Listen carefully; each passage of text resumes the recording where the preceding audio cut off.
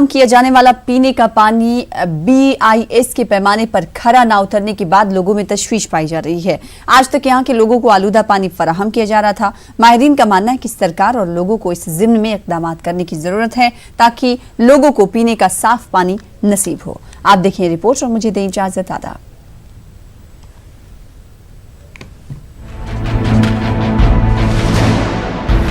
हाल ही में bureau of Indian standard की तरफ से पूरे मुल्क में पीने के पानी की जांच का जो सिलसिला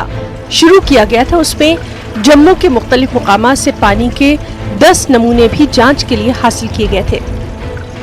BIS की जांच के पैमाने पर यहाँ का पानी खरा नहीं उतर पाया, जिसकी वजह से लोगों में तशवीश पैदा हो गई है। जम्मू शहर को दरियाए तवी और 275 ट्यूबवेल से पीने का पानी फराहम किया जा रहा है, लेकिन इसके नाक़िस निकलने के बाद अब सरकार और लोगों को इस बारे में संजीदगी से गौर-व-ख़ौस करना होगा। माहिरीन का मानना है कि शहर के लोगों को ज्यादातर पीने का पानी दरियाए तवी से ही मिलता है, लेकिन शहर के पानी की निकासी से निकलने वाली गंदगी भी इसी दरिया से जा मिलती है, जिसकी वजह से पानी आलूदा हो रहा है। वो तवी है जिसको हम लाइफलाइन भी जम्मू की कहते हैं, और लाइफलाइन जम्मू की हमारी बिल्कुल पोल्यूटेड है, और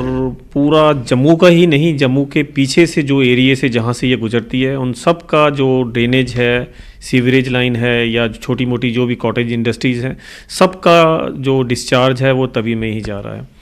तो तवी में पोल्यूशन है और तवी का ही पानी हम सबको मिलता है मोस्टली ग्राउंड वाटर से, जहाँ जहाँ से थोड़े बहुत ट्यूबवेल्स के सोर्सेज से हम टैप करते हैं, वो तो अलग बात है, लेकिन मेन जो है वो लाइफलाइन जम्मू की पानी के हिसाब से, ड्रिंकिंग वाटर के हिसाब से वो तवी से आता है।